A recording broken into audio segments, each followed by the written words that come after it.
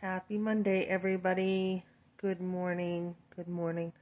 Okay, so I always have plenty to talk about. Plenty. I am an introvert, and a lot of times I let things simmer in my mind before I talk about them. But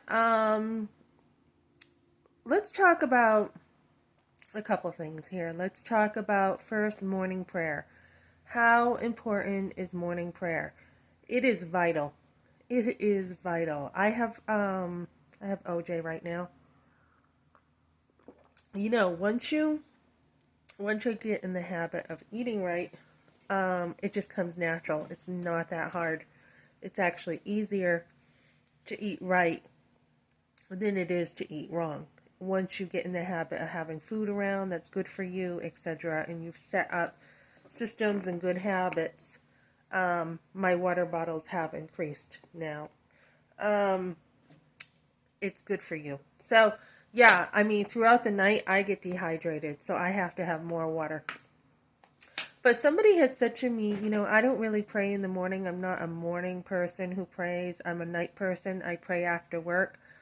Not only do I think that's not wise, I think it's not scriptural, and I think it's wrong. Because we see in scripture how we are encouraged to pray without ceasing.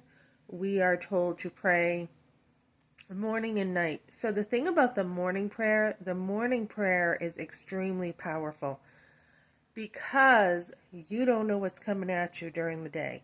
You have no idea. Morning prayer is absolutely necessary, I believe, for the Christian. And if you are not a morning person or you don't have time, get up a little bit earlier to pray. So just this morning, I'm in bed and I'm waking up, and before my feet touch the ground, touch the floor, I have some kind of prayer time. If it's not a lot, if it's a short time, then it's once I wake up, I will have more time with God.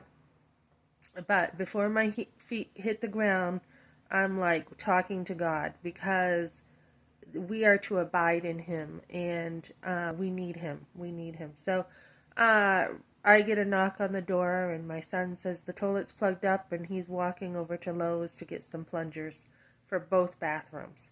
So he went off to do that, and then I look at my phone once I wake up, and I see this thing from New Hampshire, the New Hampshire Community Post, with this lady who personally had set a tone of a witch hunt for me on there. I saw a message from her that she dared to even reach out to me was my first thought, and then how she was going to approach me was my second thought. So I ignored it at first, and I didn't even read it. I'm like, you don't even have to respond to her. You don't need to do that, Melissa. So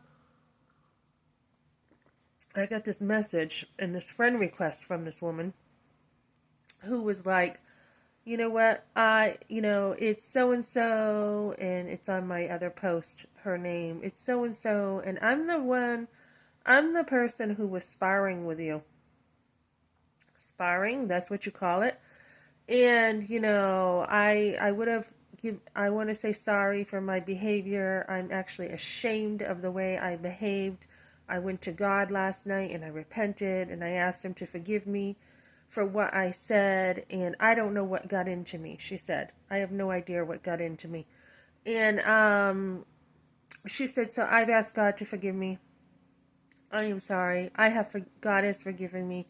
I asked Him to forgive me for my unkind words, and little guilt trip here, I have also forgiven you for things you have said to me. So I didn't ask for an apology, and I'm not sorry, because it was well deserved what she was doing. And as a matter of fact, you got to look at people's apologies. First of all, are they real? Call a spade a spade. So I don't know what the heart was. Maybe she really is sorry. But the point is, it was not an acceptable apology to me because it was glossed over, in my opinion. So call a spade, and I said, oh yes, you are the lady who disrespected me, basically on social media. And not only did you intentionally put a lot of effort into this, but you also went on and on for hours. I mean, this must have went on, I don't know, 3 hours or so. And so I called it out and I said, and you actually made an effort to go over to each post, basically, and laugh about each thing. She said the post is down now. But I said you made sure you laughed about every single post. You made fun of the beauty I have. You called me a princess with God shutting the door on jobs. God has shut the door right now for some reason. I said I have put in daily applications with my work. I am not a princess, okay? Yes, I enjoy the beauties of life, but I'm a go-getter. I work hard with my hands. I think my hands, although I enjoy the beauty of my nails, my hands are hard-working hands. My mother's hands were the same way.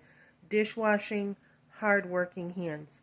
And I said, you chose to call me a princess. You knew nothing about me. You know nothing about my family. You know nothing about my faith. You know nothing at all about me.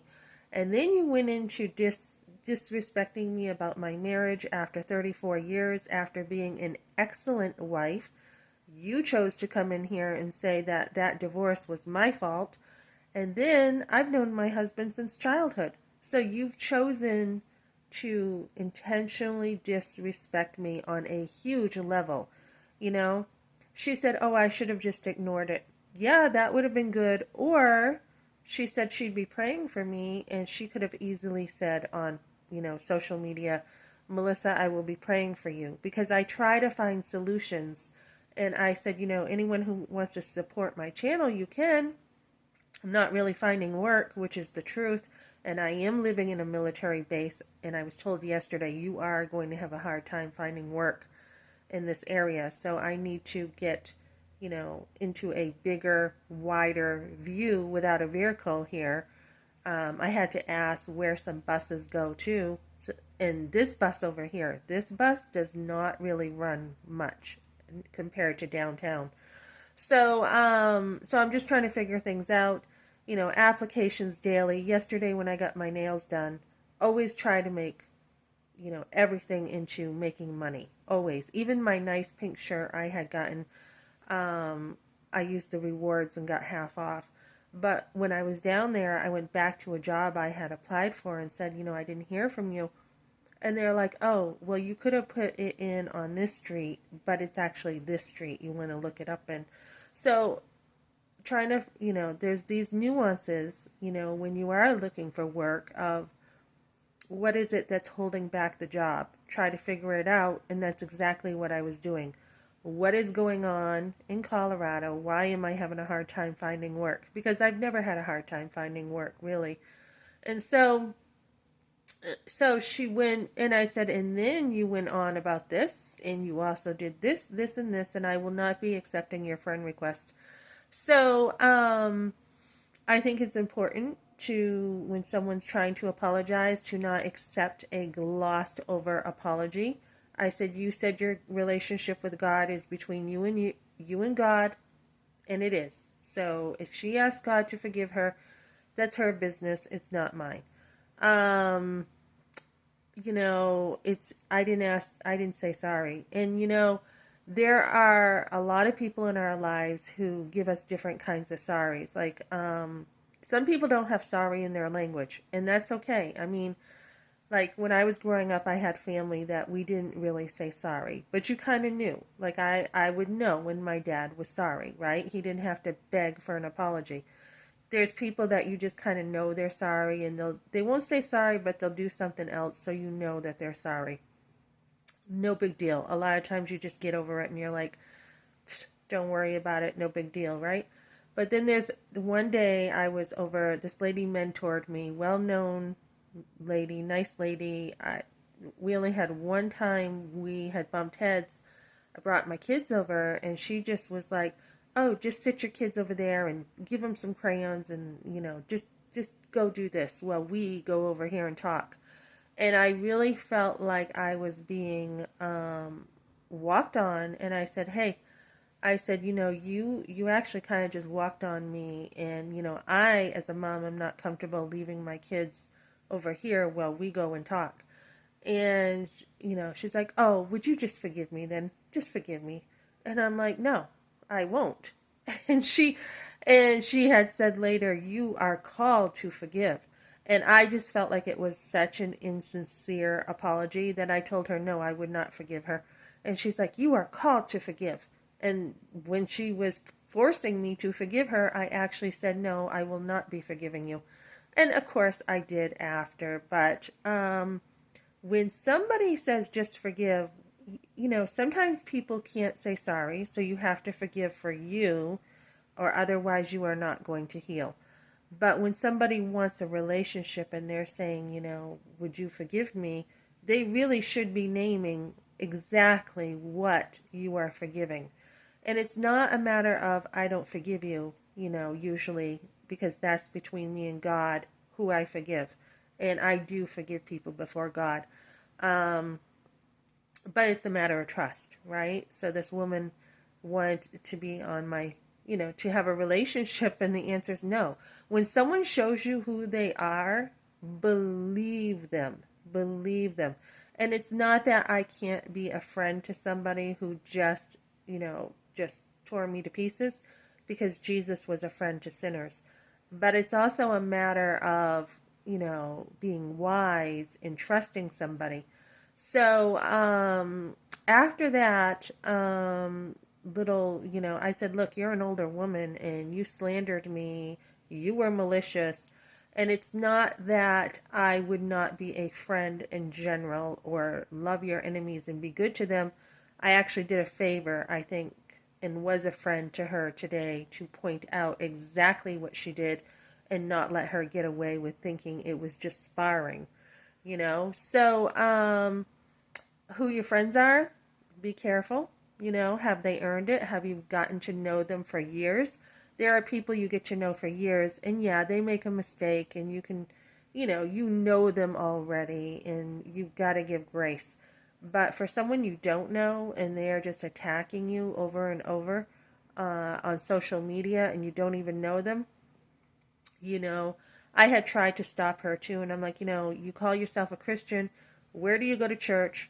Who's your pastor? I'd like to talk to them, because what you're doing is not pleasing before God.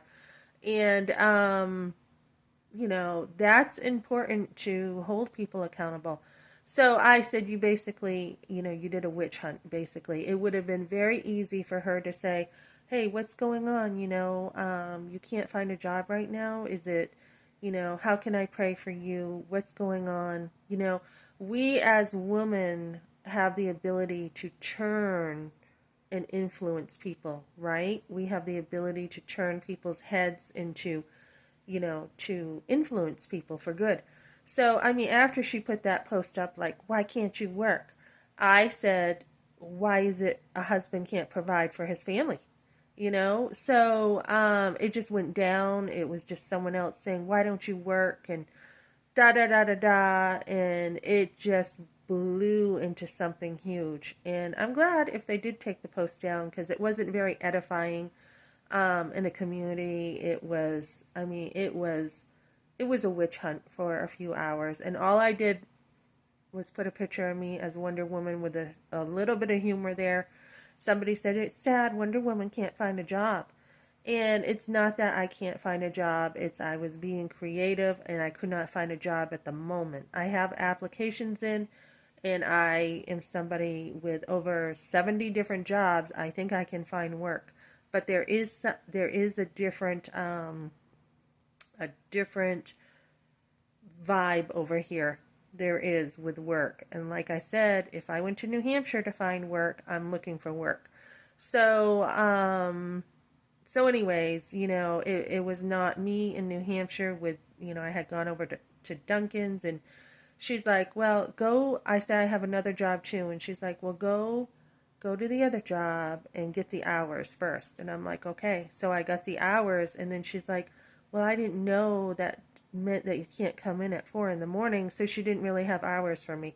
So that whole thing fell through, and without housing, that was tough. So, so anyways, I am a go-getter, and I've got a couple leads today. I will be talking to them.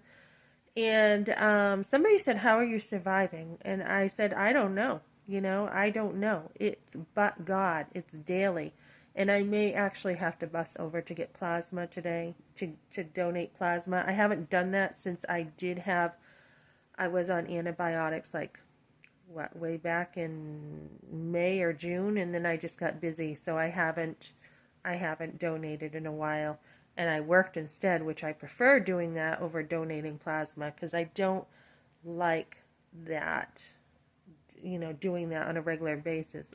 So that's what I got for now. Be in prayer, because if you are not, you just, I could have handled that in the flesh, and I didn't. Um, I could have handled that in my own strength, and you really want to bring God into it.